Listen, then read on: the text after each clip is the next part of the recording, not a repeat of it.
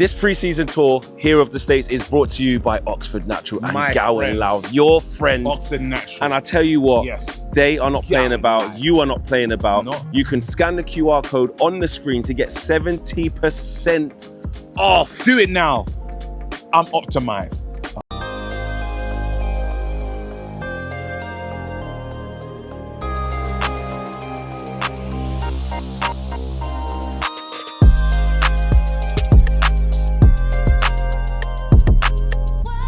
End of pre-season, Man United won, Fiorentina won.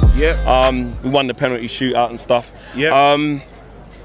Performance. Did that scream we're ready for Arsenal? I would say it was. No, you can't say ready for Arsenal from that. No. It's not at all. I think today it felt fitnessy. It felt like a game of we weren't going through the emotions, but then you can see why a striker was key. I know when we're talking about all the positions that you need to fill, the striker was a key position because you need someone to occupy.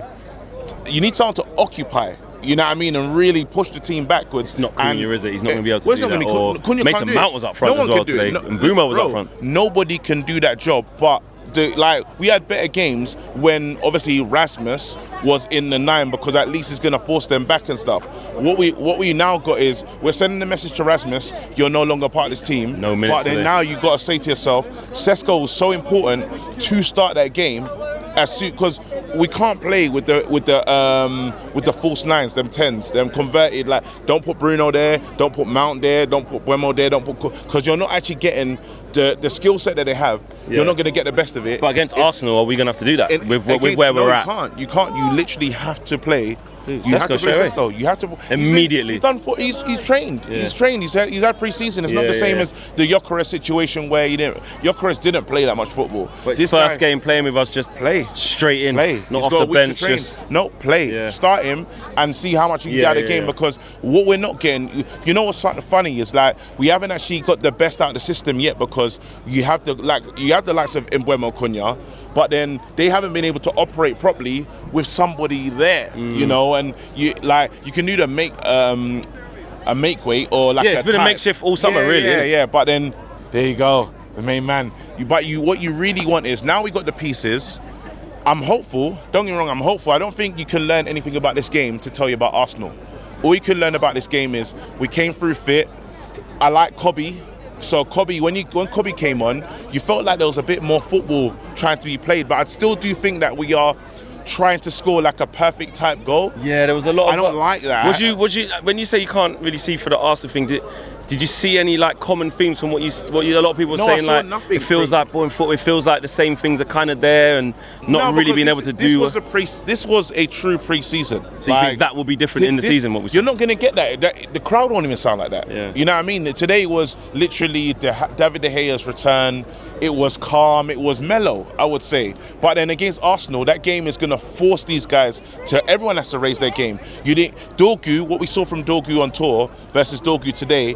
It was, I would say, it was reserved. Yeah. He weren't trying, don't get me wrong, in the second half, when they really, they had a couple moments where they're trying to expose, but today you weren't going to learn about Man United in today's game, I would say. But that's okay because of what today's game was. I wanted, personally, what I was looking for was us to put them to the sword. Yeah. I was happy to see David De Gea, but I wanted us to really... It's like they played that like a testimonial for David De Gea. Like today was actually a pre-season friendly. It wasn't David De Gea's testimonial. Obviously, before the game, after the game, taking him off a minute before the end, absolutely brilliant. But what I was saying before the game is that like you say, I still want to see goals. We have to prepare for Arsenal. I think don't get we can never get too carried away with pre-season in the sense of you understand what pre-season actually is. We've had great pre-seasons under LVG, won every game, came into the league, did nothing. What we got from pre-season is no one got injured. They played minutes. I do want the little routines and moments, but you're not even going to get routines without the real striker in the team, really. What did you think of some of the new signings and Boomer and Cunha today? What did you make of them? It wasn't good for them. It wasn't good. We just didn't have a great game, you know, today I can only say all I got was fitness today. That's all I got, and I got to say hi to David De Gea and bye to David De Gea. You know, I got to see Heaven with the maybe Heaven made a couple of mistakes in there. Do you think that's why Luke Shaw probably? Heaven made a couple of mistakes, so that's why I think Luke Shaw will get the nod, but we don't know how long Luke Shaw's going to last. What else did I see?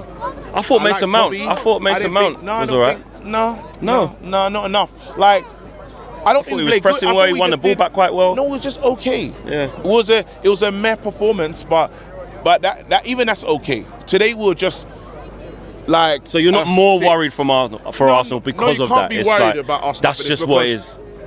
That's not that won't be a reflection of the Arsenal game.